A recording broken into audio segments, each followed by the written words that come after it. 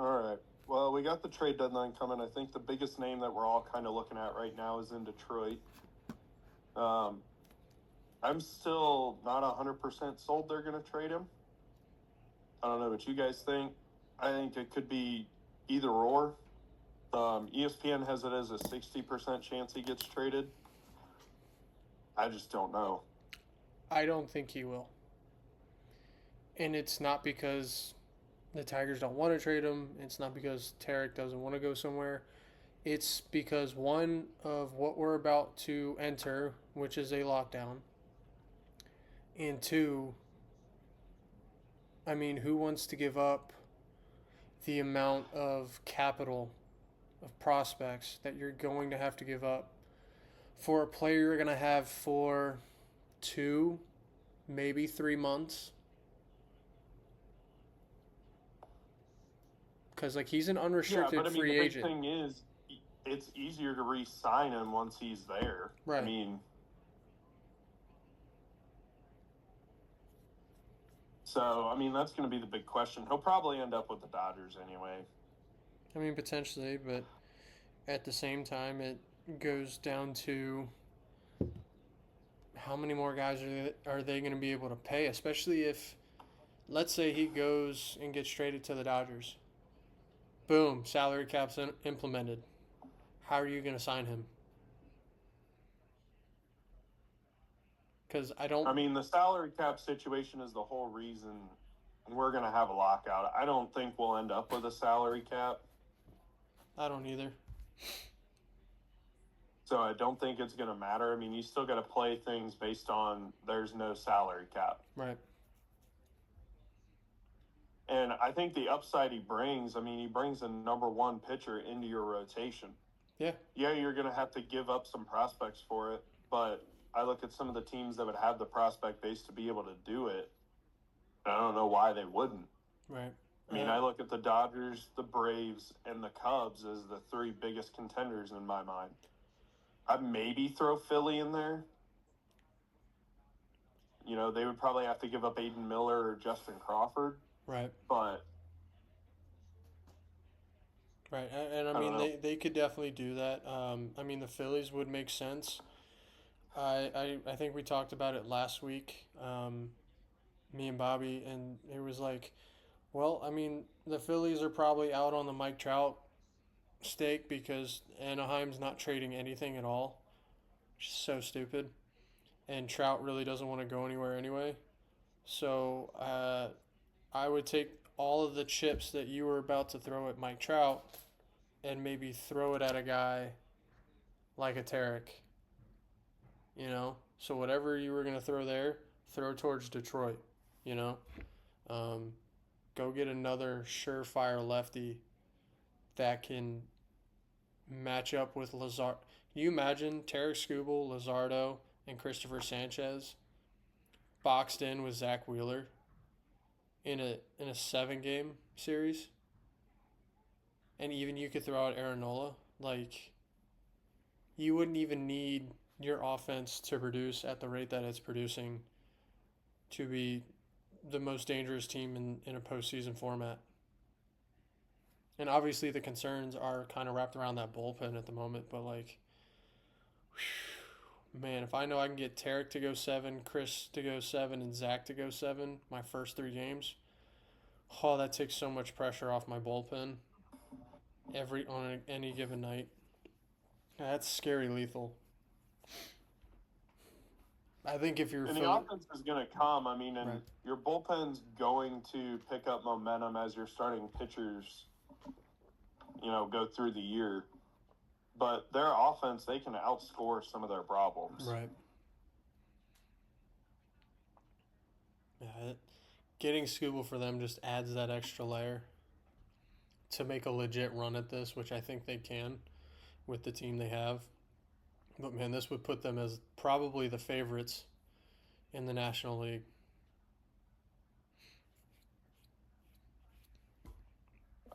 The next guy that we'll look at, I think Byron Buxton. I know they have him listed as a 10% chance. And the Twins are kind of in the thick of things. I think at the beginning of the year, I looked at him as definitely a guy 100% was going to get traded. now I think I kind of agree with ESPN on this. If Minnesota is going to make a run, they need Buxton, and I don't think they'll give him up for cheap. And I mean, if the team's going to offer something, they're going to have to offer just about the max of what you could give. Right. He is the heart and soul of that team. He's the heart and soul of that city when it comes to baseball. You hear Minnesota Twins, you think Byron Buxton. And Jason, you said it. Did we have the Minnesota Twins being in the thick of the AL Central race right now? No, we had them losing 100 baseball games. We had them I mean, trading we Joe didn't have the Ryan. Twins or White Sox up there, but none of us saw the Tigers being as bad as they are. Right. And it was like we were talking about probably Bailey Ober getting traded. We were talking potentially about Joe Ryan getting traded. I Royce still Lewis. think there's a decent chance Joe Ryan gets traded, Right. but I don't think it's super high. I just think that Buxton's chances of getting traded have really gone down now that they're in the Yeah. middle of this thing. And Byron said it last year, and he's kind of said it again this year. He's okay being a Twin the rest of his career. Like he's totally okay with being in Minnesota for the remainder. So I think he likes the fact that he's probably not going to be traded anymore. I know he's having a hell of a time finally winning some games again. Obviously, I don't think any of us are picking the Twins to make a deep run. But the playoffs are weird. If they become buyers at the deadline, I could see them making a run at things, but they're Right. going to have to get a decent amount. Right. And it becomes, what do they have to give up? They're very young in their prospect pool right now. Like a lot of their, I think, exciting future is kind of like just called up to AA. They got a few guys in AAA who I really like. But a lot of it's AA not going anywhere for 1, maybe 2 years. And then it's, rookie ball, low A, high A, trying to get their feet wet, in the pros kind of thing. So, what are they going to give up that talent and really just sell out for this year? Because that could really hurt them going forward. Potentially, okay, we have 1 year where we could potentially win the division out of nowhere. Do we full send it, or do we we'll trade little pieces here and there, but ultimately we're worried about the future of the team. That's what I think Minnesota kind of has to ask themselves here.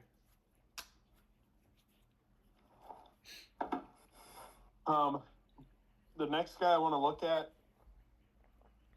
I'm not quite sure what to think here because there is a lot of money on the table. I'm not sure if the demand is really there right now with the numbers and the age is getting up there. But Frankie Lindor with the Mets, he does have 5 more years on his contract after this year. He is a switch hitting catcher that you're going to get really good defensive numbers from. But we've kind of seen the decline in production at the plate. And it's been one of the biggest reasons the Mets are what they are. If I'm New York, ESPN has the chances of him getting traded at 15%. I think it's a lot higher than that. The problem is, how much are they going to be asking for him? My guess is they're probably going to over ask, and that's going to keep teams from going and making a deal. Right. This isn't the Frankie Lindor of 2016 that was the face of a World Series team. Yeah. This is a different Frankie, and he really hasn't shown that he can put it together with his different skill set. Mm-hmm.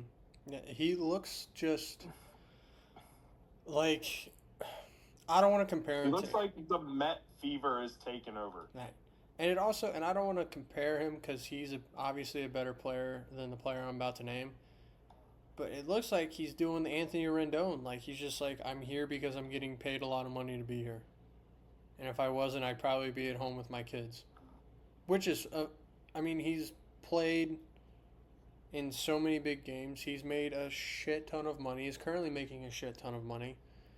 Has done just about everything you're going to do in the game of baseball. Obviously, there's a couple outlying things he hasn't done.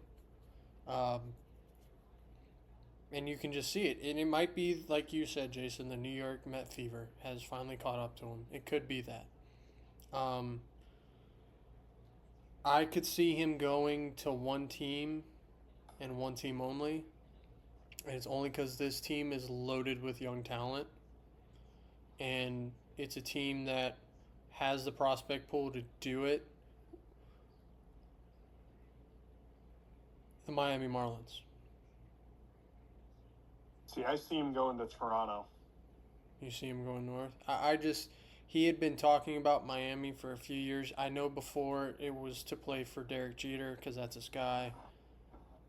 I think the big thing is when you look at it,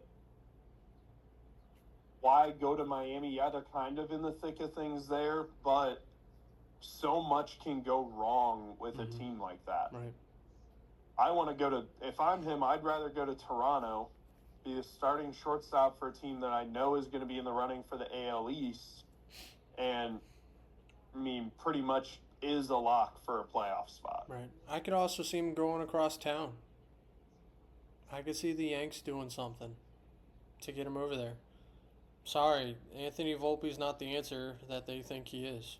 And they apparently don't believe in, is Caballero? Is the other guy? Caballero? Yeah, it seems to me like they don't believe in him enough at the shortstop position to play him there every day. So, why not? If you don't believe in him, fuck it. Go get a guy that has wanted to play in the pinstripes for a long time. That's an easy sell. At least in my eyes. So I could see Miami. I could see Toronto. You make a good point for Toronto. Chance, you got any thoughts on these first three guys we named? No, I don't really pay attention. Okay. He's waiting for the football, brother. He's here for the vibe. This is when my seasonal depression kicks in. Even though the Cards are doing good things, my brother. I still haven't watched them. Hey, you got a home run derby champ on the team. Yeah, dude. I know. I watched the Home Run Derby and I watched opening weekend. That's about all I got. He'll watch again in October. Yeah, if they're in the playoffs, I'll watch. But if not, I'm not going to watch. Yeah, because we'll be knee deep in a bunch of football, and hockey starting All soon. I know is the fucking Guardians lost 7-1 the game we went to, and then 2 days later had 7 home runs, and then walked off the Pirates that same night in the second game. And of course, we debated going to that game, but because it got delayed because of rain, we didn't want to be out in it, so we decided to go back. That's tough, brother. That is tough. That is what it is. The next name to look at that I think we could see Philly definitely make a move for, and I kind of see this guy going to a pitching place. I see it being Philly, Tampa, or Milwaukee. But I see Mason Miller getting moved again. Yep. He's been on the hot seat a lot about trade conversations. But he's got 3 more years after this year, a high-end closer, teams that need bullpen help. Mm-hmm. You look at Philly, they need the bullpen help. You look at Milwaukee and Tampa, and they're in divisions where you've got to have the pitching. Could you imagine Duran and fucking Mason Miller, 8th and 9th inning guys, for Philadelphia. I mean, it would be unhittable. They would run away with the NL East. It just, it's so unfair. You wouldn't have to make any other moves to mess with your bullpen. I mean, look at the year that Cleveland went and made the move for Andrew Miller. Right. To get that three-headed monster at the back end of their bullpen with Brian Shaw, Cody Allen, and Andrew Miller. They didn't need to make any other moves for that bullpen. That was good enough, and it ended up being enough to get them to the World Series. Right. I think if Philly is serious about winning it this year, this is a guy they've really got to look at. Yeah. I really think that he's a guy that comes in right away and makes a huge impact, not just on your bullpen, but on your starters. Mm-hmm. If you know you got to leave and you've got a big-time arm out of the back end of the bullpen, which they have in Johan Duran, but then you add Mason Miller, you've got two closers, and you can interchange them. You know, one could be the closer one night, one could be a setup guy the next night. You pitch a lot looser in the game, and don't try to be perfect with everything. Right. Yeah, I agree. That could be very, very deadly. I could also see Milwaukee making a move for it. That is a atypical pitching town up in Milwaukee. Well, and you look at the NL Central, and the big thing in the NL Central is the offenses right now. If you can get a back-end reliever to really shore up that bullpen for Milwaukee, you know, they've got the starting pitching has been there for them. The offense has shown up, but now you add that big-time bullpen piece to come in late in a game. And I think you're sitting real pretty in the NL Central when the rest of the teams don't have that big-time arm coming out of the bullpen. Yep.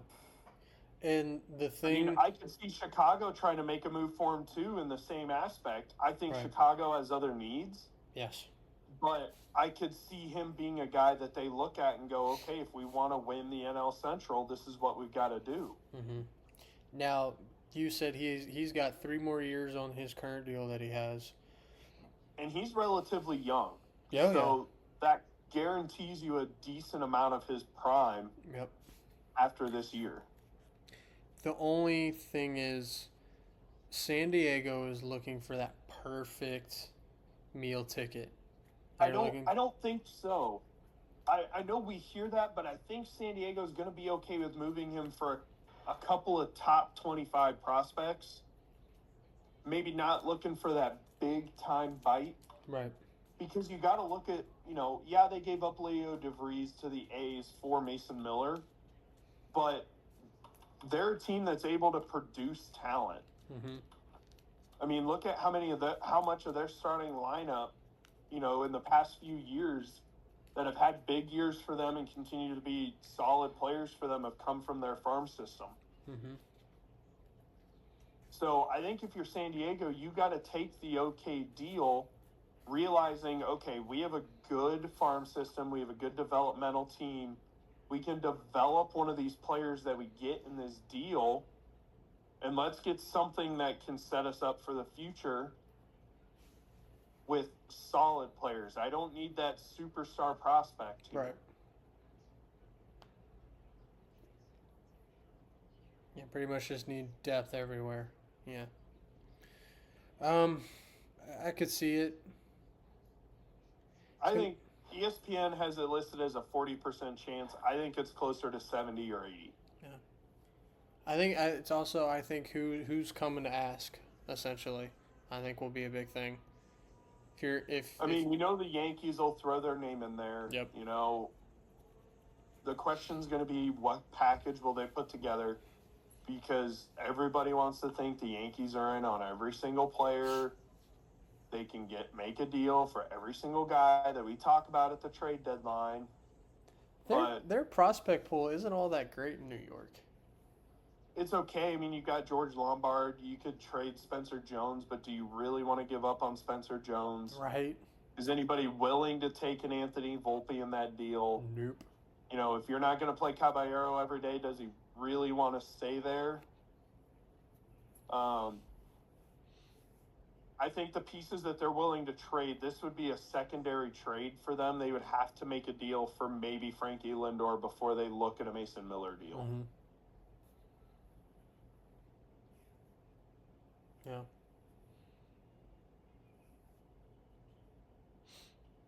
Another player that I think is pretty much going to be traded is Luis Ariz out in San Francisco. Yeah, that's gonna hurt San Diego. Rental. That's gonna He's hurt. a rental for the rest of the year. Right. But if I'm one of these teams in contention, why would I not go get a high contact, just grind out at bats player to put in my lineup? True to life. Why would I not look for that guy? They have a couple teams listed. I could see they have Tampa as the best fit. I could see that happening. I do think that that's a realistic destination for him. I think he fits in well in their lineup. That'd be a good lineup. They have Washington listed. I think bringing in a veteran in that young core that's going to get on base and let the guys drive in runs behind him would be a good move for them. Arizona, they have them listed as a fit on here. I don't see that.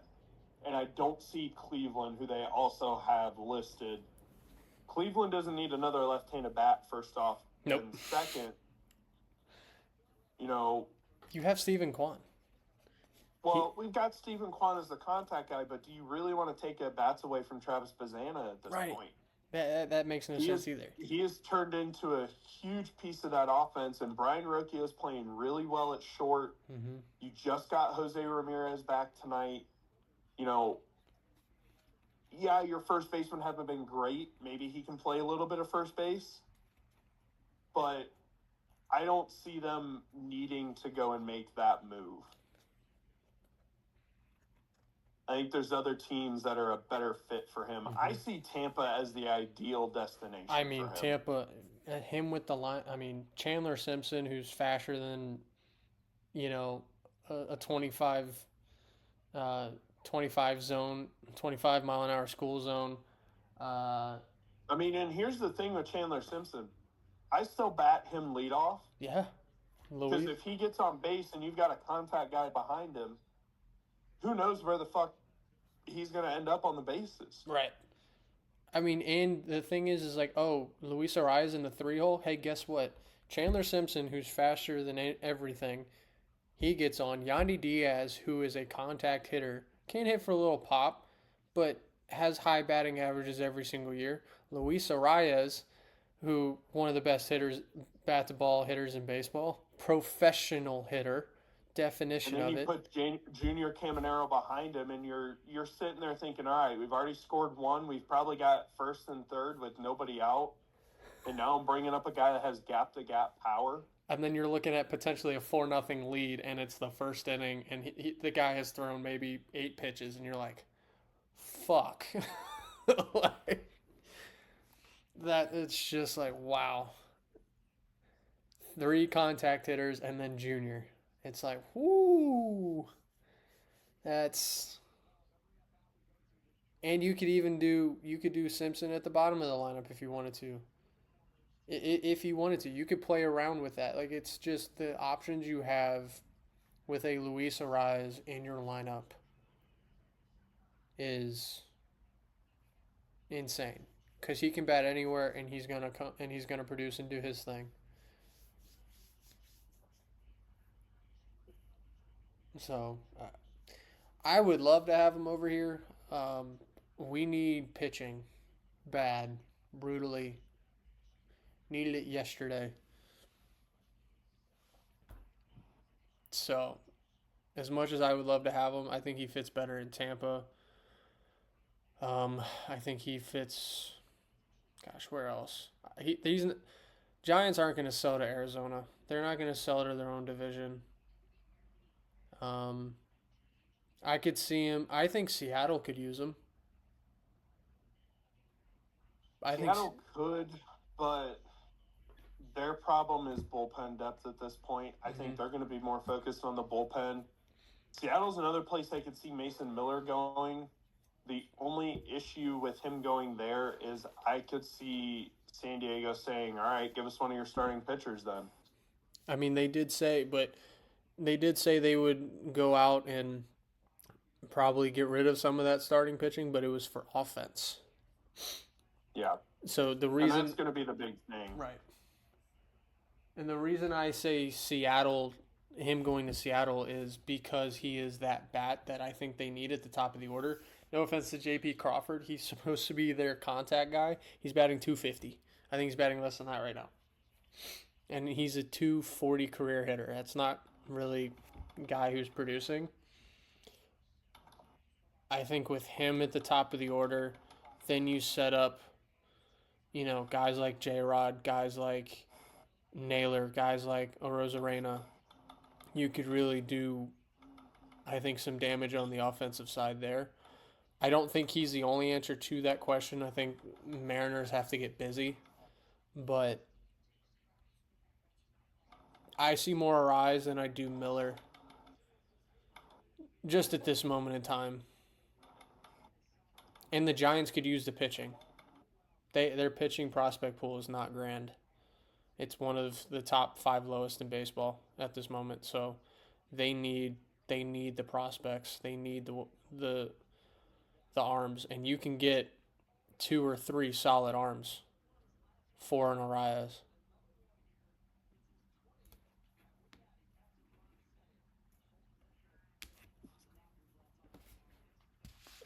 The next player I want to look at, I know that LA keeps saying they're not going to sell guys, but I can't imagine they're not at least going to listen to the offers for Reed Detmers.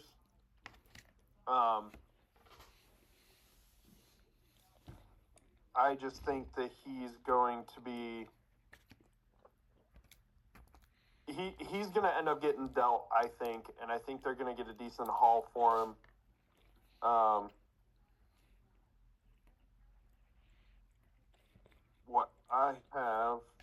What ESPN says is the Cubs, the Padres, and the A's is the top 3. I would love to see him with the A's. That'd be awesome. Only issue is that's, again, across town selling, and you don't generally see that in baseball, especially in the same division. But I think in this instance, when you look at the A's and what they might be able to offer for him, right?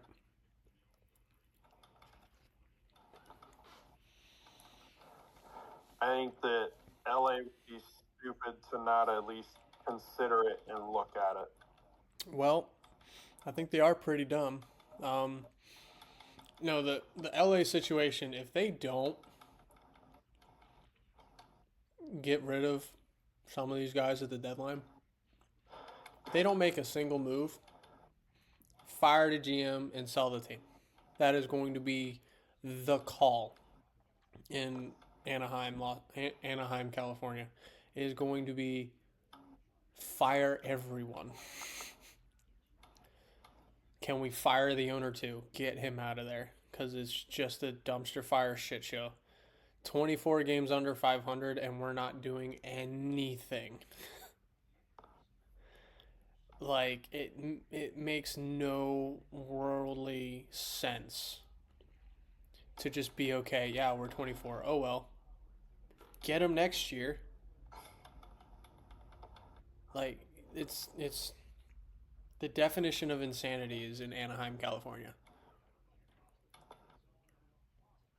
That is where it resides currently, because it's just the same rinse and repeat, same thing every year. And every day I see some video on Instagram or TikTok or Twitter just of an Anaheim fan radio person just going like, what are we doing? I think one of the radio people didn't even show up for work. He's just like, why do I need to come in today? And we're just going to talk about the same fucking thing that we talked about yesterday and the day before.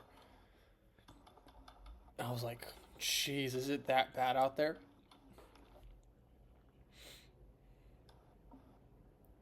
I mean, it pretty much is at this point.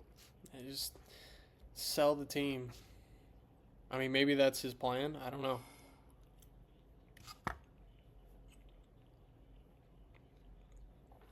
Maybe his plan is to get the team out of Anaheim. I don't know. I don't know where the hell they go, but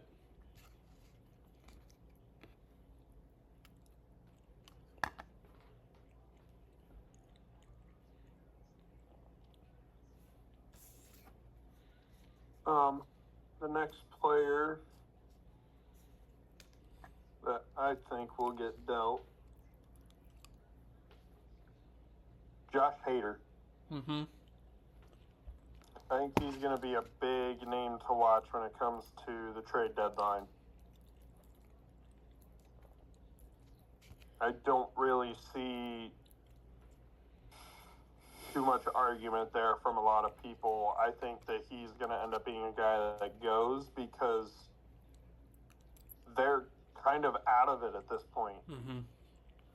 Like, they could get a haul for him, and it could be really, really good for them in the long run in Houston if they make a deal to trade Josh Hader and get some decent prospects out of it. Yeah, I could see Hader. Unfortunately for Josh, there's this guy in front of him named Mason Miller. So he's going to be kind of everyone's second option when San Diego tells them no. It's like, oh, Josh Hader, okay. Here, come here. You know what I mean? Or, I mean, there could be a world where he's a lot of people's first options because, Jason, you tell me, who would you have to give up more for, Mason Miller or Josh Hader? In my eyes, I see Josh Hader because a hard-throwing lefty like that, you don't come across that very often for the bullpen. So he could be everyone's first option.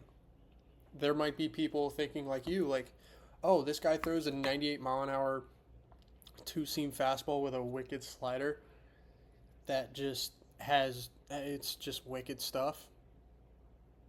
And I know, and he's Mr. Dependable out there. I know what I'm going to get from him every night. All right, bet. He's my first option. And either way, you either get Hader or Miller. We're not looking too shabby here. If we're one of these teams in the running for one of those two players.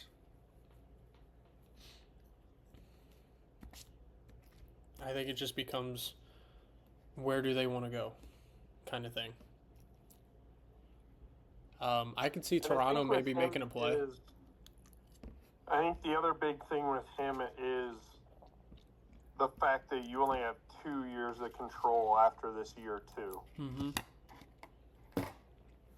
But I'm sorry, I'm still taking Josh Hader.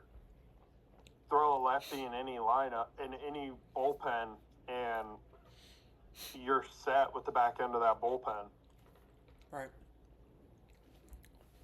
I mean, I mean, Milwaukee would be good. Toronto. Tampa Bay. Let's see, they have their best fits for Josh Hader as the Yankees, Cubs, Blue Jays, Mariners, Dodgers, White Sox, and Diamondbacks. The White Sox is realistically actually... see the Chicago White Sox making a deal for him. The White Sox is interesting because you want to talk about a team that has a lot of prospect capital. And nobody thought they'd be this good and in the race like this. Right. So, and they just had the number one pick in the draft. Sell all out to go get the guy you want. Right. Yeah, and they just had the number one pick in the draft. I mean, talk about a team playing with absolute house money, the Chicago White Sox. I hate to say it.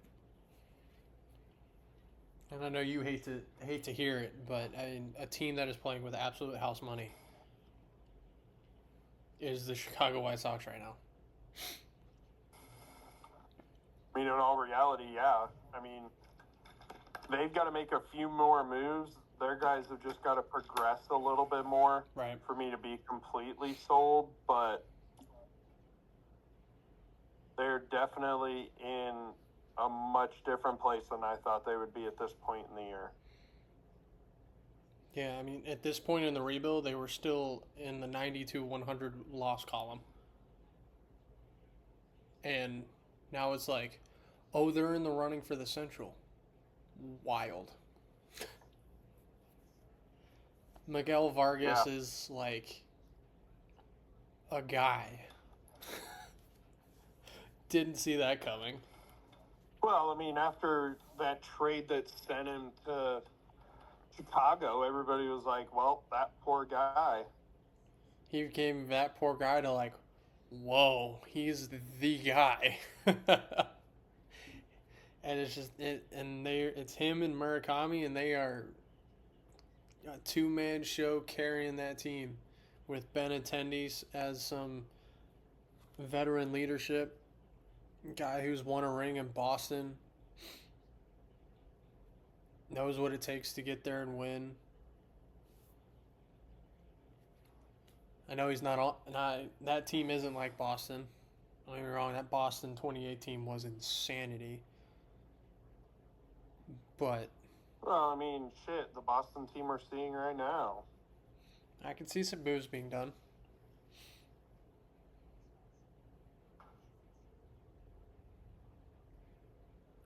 I mean, Boston's, 14 of their last 15 to start the season? Or to start the second half? They've won 15 in a row. They won 15, yeah. Did they win today? They're down right now to Baltimore, I think 4-0.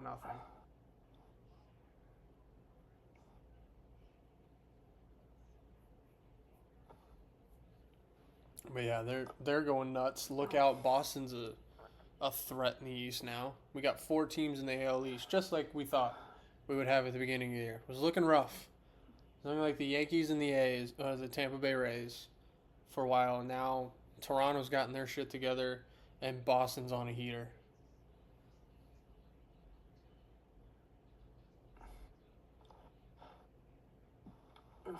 Old Torkelson just went yard. Good for him. Could see Torque getting sent. Could Dell at the deadline. He's a tough one. I'm not quite sure what to think with him. I mean, Detroit's just a tough situation. Because they have a couple good years, and this year was supposed to be like that marquee year for them. It started off pretty well, but you could tell just watching the team, you're like, this team doesn't have that spark to it. Like, Jason, I know you weren't sold, and I definitely wasn't sold. When they were winning ball games, I was like, there seems to be a collapse imminent for this team, and I don't think they can ride out of it. And sure enough, they're 10, 15 games under right now? I'm not sure on them. I don't think there's much else for them, honestly. I mean, you're looking at a complete total rebuild in Detroit, and this was supposed to be, the next 5 to 10 years of, hey, Detroit's a wagon again. And it lasted 1, maybe 2. And I don't think there's a playoff series to show for it, is there? They lost to Cleveland in the wild card the one year, and then they lost to Seattle last year in the divisional round. So there's not a whole lot to show for these 2 years. And now everyone's, the Tigers are sellers. Where is Tarrant going? Where is Matt Carpenter going? Where is Casey Mize? Job, is he gone? All of these just young studs that they got. Now we're having the conversation of where do they go? It's a tough place to be if you're Detroit.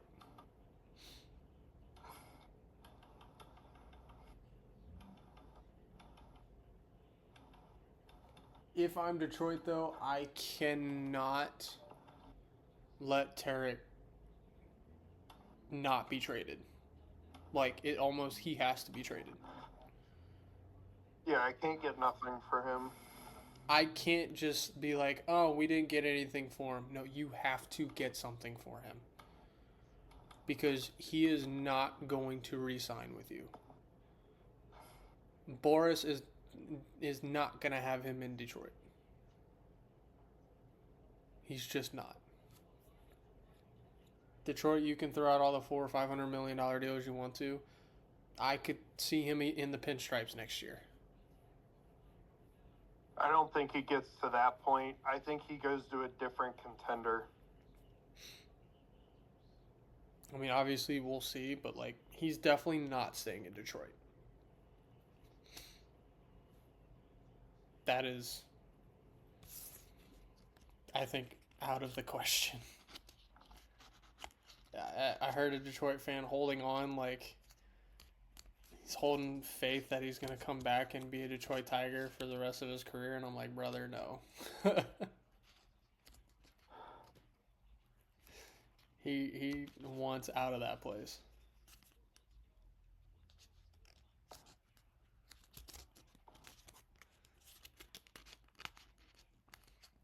Those were kind of the big names that I looked at for the deadline. I mean, there's going to be a lot going on. Oh, yeah. I'm going to be glued to my Twitter for that day.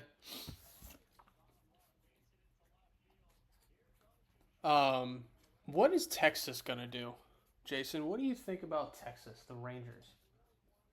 That's an interesting situation. They've gone crazy over the past couple off seasons, and it has not worked.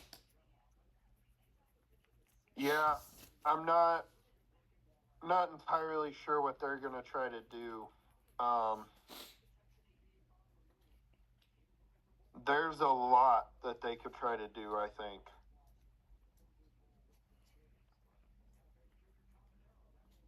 I mean, their biggest thing is going to be figure out what you really need, what is a want, and figure out what do we need to do to get some of these first.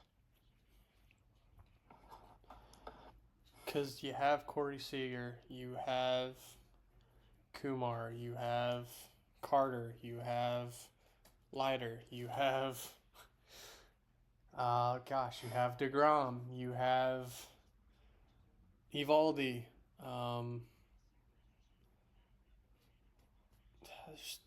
I mean, their third baseman, I think, Josh Young. Yeah, you have Langford. And a plethora of phenomenal talent in the minor leagues. Texas could go either way, and I think Langford might have just hit a home run. No, I think that might have been Carter. Oh, who is that? Someone just hit a home run for Texas. Anyway, Texas has a lot of maneuverability here. They could be a sneaky pick for the busiest team at the deadline. And it might fly under the radar. They could make the most moves come deadline. That's the team I've really been looking at. Like, that's a team that just hasn't gotten it figured out. They have all of this talent. They could either go really big buy again, or they could go total shop, fire sale. We're rebuilding this shit. Because it just hasn't worked since the World Series.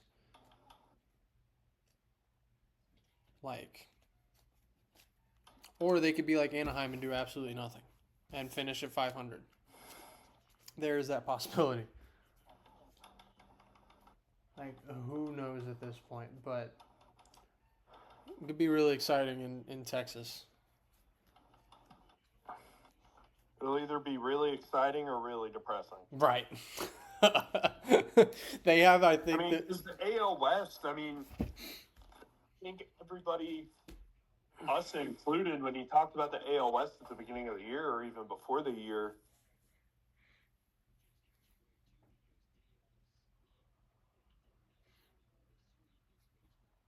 Oh, did we lose Jason? Are you there, brother? Did you hear any of that? No. I'm here now. All right, repeat what you said. I'm sorry. So, I mean, you look at the AL West, right? And I think pretty much everybody else included at the beginning of the year, or even, talking about stuff in spring training, expected Seattle to run that division and run away with it. After the year that they had last year, I think all of us expected them to be that top team in the AL West. But with the offensive woes at the beginning of the year, they haven't really been able to fully recover from that. Right. It left that division wide open. And I mean, you look at the division right now, 4 of the teams are right there in the mix of this thing. I mean, nothing's stopping the A's from going out and making some moves, bringing in more pitching. I could see them being a guy. They've got a really strong farm system.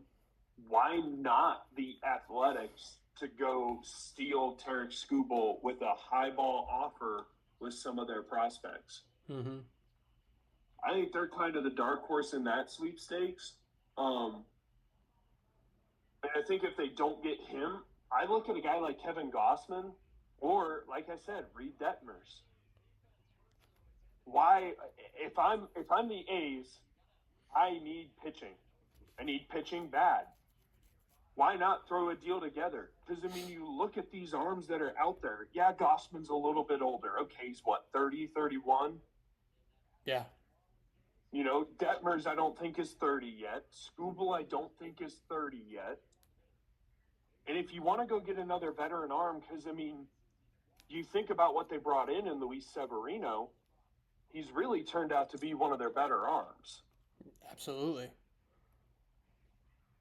So why not maybe look at a guy, if Boston's willing to make the deal, which I don't think they are now, why not look at Gray? Bring in a veteran guy to pitch in that rotation. Yeah, we said veteran, but Luis Severino was, I think, 29 when they got him. Right. Yeah. He's just in his 30s now. So I think the big switch for the A's was the signing for Severino to put him in a rotation with an offense that you weren't quite sure what it was going to look like at the time. But now you're looking at it with Jacob Wilson and Nick Kurtz and Shea Langoliers. ESPN has Langoliers listed as one of the guys that could possibly get traded. Yes. There ain't no fucking chance. Well, here's the thing. There is. Because I've been reading some beat writer stuff and looking at some sources. He just denied a deal that I think was like for $180 million in total. Yeah, but that doesn't mean anything. That doesn't mean anything. Look, the guy's an all-star catcher. If I'm the A's and I'm Major League Baseball, because let's be honest here, they're moving to Vegas. Eventually.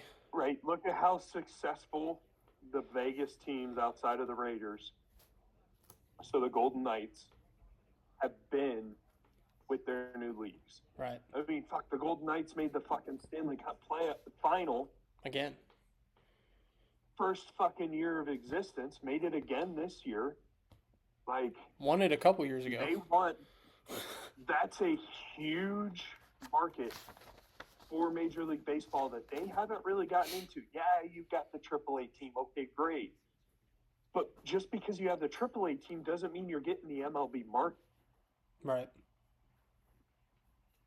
So they're going to look at it like, well, if we let them, do the deferred payment thing, I think that's why Major League Baseball wants to hold off on that so bad. Yeah. Is because they understand what can come from it. Right. Well, I guess the players don't want the deferred payments to go away. The owners do. The owners want it to go away. The players don't, because then they get paid like after their career and stuff as well. It's like the Bobby Bonilla type shit. I think a lot of that is coming from Major League Baseball and not so much the owners. Because you think about it, if I'm an owner, and I use the Shohei Ohtani deal. I'm only paying Shohei Ohtani $2 million for the next couple of years. You know? Like, but if I'm the A's, I offer him a major deferment contract now. Right. While you Let still him can. get paid. While you still can, let him get paid after he's done playing, and lock the dude up for 6 to 8 years. Because, I mean, let's be honest, what catchers in Major League Baseball today have had as big an impact on their team as Shea Langeliers? Right. Hunter Goodman? I mean, And he's playing for a team that's going to lose 100 games the next, 7 years? I mean, impact, unfortunately for Goodman, it's a lot of empty calories. It's like a box of cereal at this point, which is unfortunate because he's having one hell of a season. He's probably going to win Silver Slugger at his position, which is good for him, but it's like, it's not doing anything. I know people want to sit there and say, oh, well, Colorado should dump him. Why? Why would you do that? Why the fuck should Colorado trade him? Like, answer that for me, because it's like, why get rid of a guy like that? Right. And Colorado has He's money. gonna be good for the next few years. Colorado's got money. They've got more talent coming up. I mean, the other guy we're not looking at that I think is going to make a major impact as soon as he gets to the major leagues is Charlie Condon. Oh. I mean, you got to look ahead for some of these teams. It makes no sense for them to trade Hunter Goodman. Right. Mickey Moniak, okay, I could see an argument there. But if I'm Colorado, the main thing I need is pitching. The only issue is, and I have to live with this fact and continue to try to work around it, is no pitchers want to pitch in Colorado. Nope. It is too big of a hitter's ballpark. Yep. So, I don't know. I see Langeliers hanging tight. I see the A's going and making some moves to bring in some veteran pieces. I mean, right now you look at the A's and their roster, and I think the biggest thing you need to go get is definitely some more pitching. You need big-time starting pitching help. But the other thing, and you need help in the bullpen. The bullpen's been okay, but you don't have that big-time closer coming out at the back end of the bullpen. Mm-hmm. You know, but I look more at, say, third base. Outfield, you're pretty good. I mean, Lawrence Butler and Tyler Soderstrom. You've still got Brent Rooker, even though he's been, I think, hurt for most of the year. Right. My thing is, you've got talent and you've got young talent. And I think that's the big thing with the A's. Is if anybody decides to go there, it's like, guys, look at the fucking potential we have at the moment. Yeah, and I think they need to go get not just pitching, they need to get veterans. Because, Jason, name me off the top of my head, off the top of your head right now, how many of the players that are on the Athletics right now that played in the Coliseum? Because that was 3 years ago, 2 years ago. I can think of two. I mean, played there in their career because they do have Jonah Heim, they have Joey Meneses. For the Athletics. Yeah, I mean, that's the big thing with it. But again, you've got to look at the future if you're the A's. In 2 to 3 years, because we still don't see possibly one of the best pitching prospects in the draft a couple of years ago in Jamie Arnold. He's not up. We're waiting on it. You made the deal to go get Leo DeBreeze. He's only 19, so he's probably a couple years away. Right. But if you fall out of it, who's to say you don't go, you know what? We've had him up in AAA. Let's bring him up September call-ups and let's see. Get him some playing time. You've still got the other Max Muncy, and maybe he turns into your answer at third base. Yep. But I look at the future, and the But future you also of have the A's is in very good hands, and I think that they've got to look that way when they go and make deals. right. I don't want to trade too many guys here and give up this future that I've built. Mm-hmm. And for the Athletics too, you just called up a guy by the name of Tommy White. Tommy White. He could probably turn into your third baseman. Who played third base for LSU. The year they won the championship. Like, that's an infield right there. I mean, you need some help at the second base position. Maybe they go make a play for Luis Arraez. But you have a lineup with Luis Arraez, Lawrence Butler, Shea Langoliers, Tommy White, Jacob Wilson, Nick Kurtz. The offense is going to be there again. I go back to the pitching. Yes. You've got to find more pitching to help you out now. And I'm sorry, but if I'm Tarek Skubal and I get traded to the A's at the deadline this year, right, and I understand where they're headed, brand new ballpark, state-of-the-art ballpark in Las Vegas, Nevada, put a contract in front of my face, I'm fucking signing it. Right. Absolutely. I'm signing that contract. It might be a little undervalued, but I get to pitch on opening night, first game ever, in this brand new ballpark. Like, there are only so many firsts in a career, and to be the guy that goes out there, Vegas popping 50,000 strong, whatever their name's going to be at that time, because they don't even have the rights to the Athletics right now. So that's going to be a hilarious shit show. But,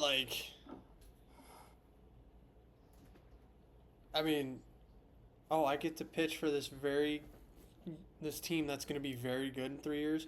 Oh, and in 3 years, we're going to be in this, like you said, brand new state of the art, and I'm going to be opening day starter there. Shit, sign me up. I'm in. Put me in, coach. I'm ready. There will never be... That'll get played till the end of time. The first ever MLB game in the brand new Las Vegas stadium for this brand new Las Vegas team. That'll be... again, if I'm any player getting traded out there, I understand the situation and I understand what's coming for that franchise. You're playing the long game at this point if you're out there. How could you not want to be a part of that? I think that this A's team is built to be good for a long time as long as their players continue to develop the way that they have been. Right. And the way that they've shown they've been able to develop guys in the last few years. And yeah, maybe you got a pitcher or two sitting in the minors that you can fucking develop. Okay, great. But you're in the running for the AL West and possibly a wild card spot this year. I'm going and getting pitching to make that possible and push it to where I need to be. Because then, come next year, once some of these guys are off their contracts and I'm not having to give anything up for them, I'm going and making moves. And I'm bringing in pieces to fit around what I made those trades for. Right. Yeah, you're going to have to give up some prospects. Okay. But if it's to go get a guy like Tarek Skubal that's going to completely change the trajectory of that rotation, I'm doing it. Yeah, I'm not even second guessing it. Can't. I'm not giving up, DeVries. Right. Yeah, maybe I trade Max Muncy. If I think that Tommy White is my guy, maybe I trade Max Muncy to go get Eric Skubal and make him part of the deal. Right. Maybe I throw a Jeff McNeil in there and bring up a young guy to play second base. Maybe I trade Jonah Heim, who I've got sitting behind the dish, as my backup catcher. Bingo. But I'm not holding back on it. I'm trying to make a deal to bring in a guy that's going to completely change the face of the franchise and continue to help us for 5 or 6 years after we make the trade in our brand new sparkly ballpark where everybody wants to see us win. Exactly. Because that is their trajectory right now.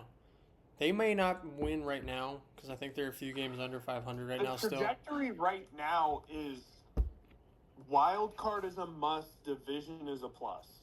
Right. And I think in 3 to 4 years. yeah, and the brand new I ballpark. think you bring in, even if you bring in a guy like Reed Detmers, I think he completely turns the trajectory of that rotation around. Yeah.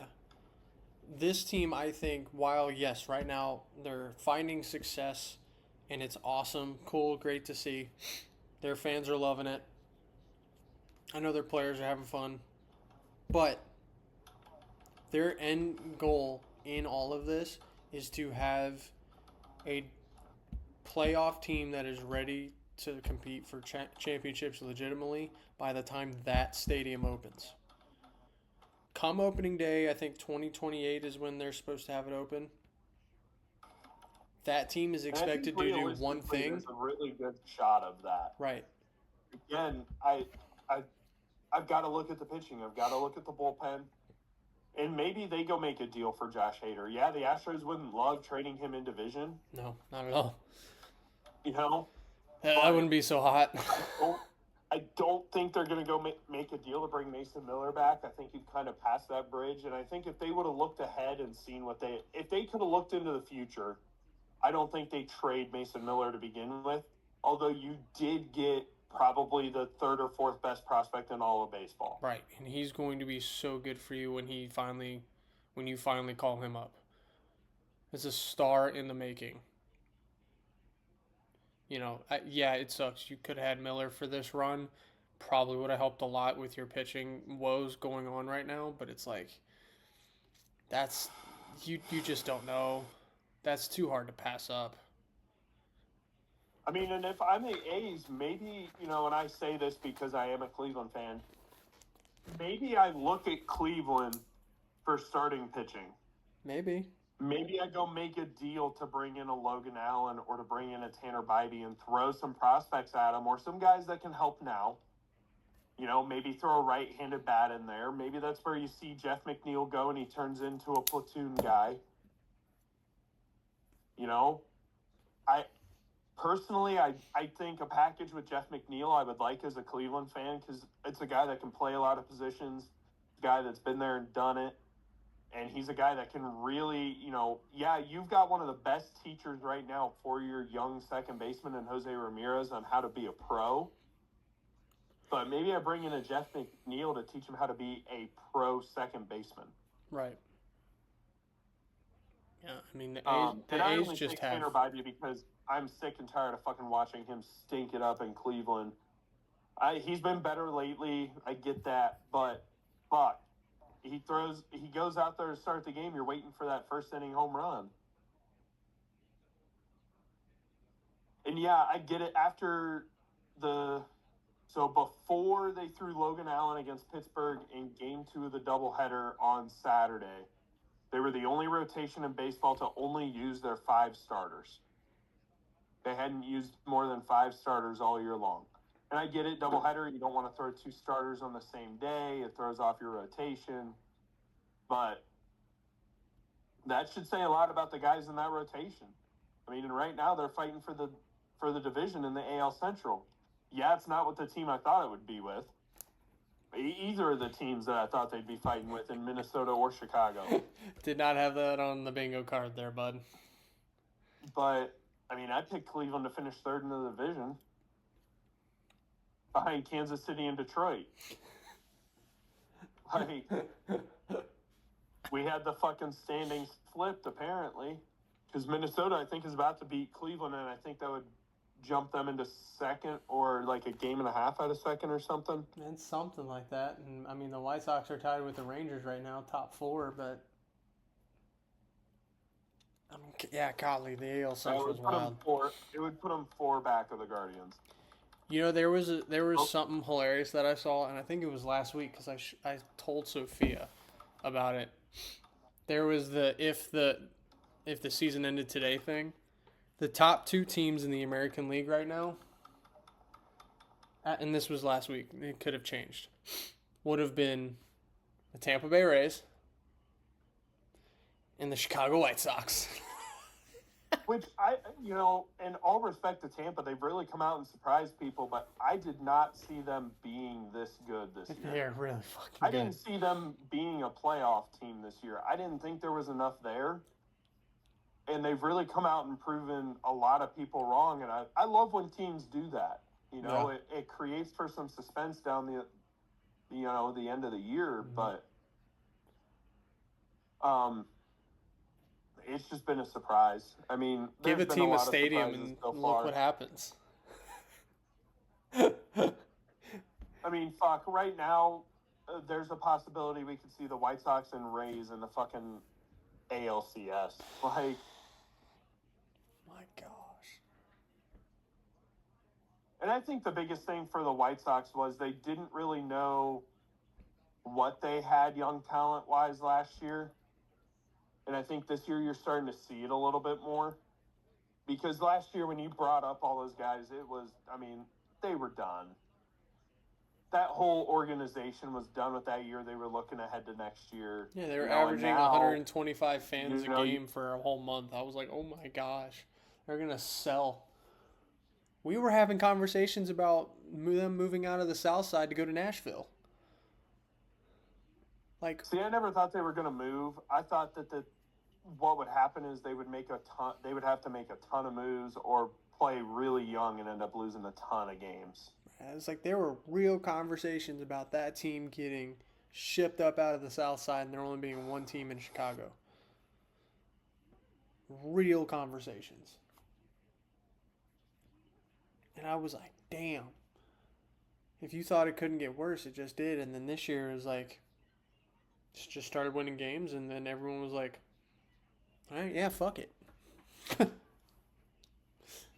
it's been one of the most hilarious stories of the year because, nobody, I don't care how diehard you are of a White Sox fan, nobody had the White Sox being anywhere near any conversation about winning any sort of division, much less being the second seed in the American frickin' League. Nobody had it. If you think you did, you're lying. Nobody. Jason, did you have them winning more than 60 games at the beginning of the year? I think I had them at like 50 or 55. Right. And there's no offense to the White Sox, but, you go from what you were last year, and you expect me to look at you and go, yeah, that team can easily win 80, 90 games. No. Yeah. Absolutely not. I looked at this year and went, yeah, more of the same. Some of their younger guys are going to keep developing. Colson Montgomery is going to be fun to watch. Other than that, meh. Murakami is going to be cool to watch. That'll sell some tickets, good deal. And now it's just like, all right then. And they just got Raj Chalowski. Talk about a team trending in the right direction. All right. We'll pick up baseball talk after the deadline, and once these teams make deals and we see where everybody's going. Right. I think it's going to be a crazy deadline. I think that we're going to see a lot of moves happen. I think we're going to see a lot of big names move. And I think we're going to see the prospect pools of these teams drastically change. Yep, I think that there's going to be a lot of prospects dealt trying to make teams better to go at a run at this thing. And the tough part about Chicago right now when you look at it is, yeah, they need to go get some stuff, but with the way your young players that you've developed have panned out, do you really want to trade any of them? Like, do you really want to trade any of the guys that you think are going to develop really well and help your team in the future at the deadline? Exactly.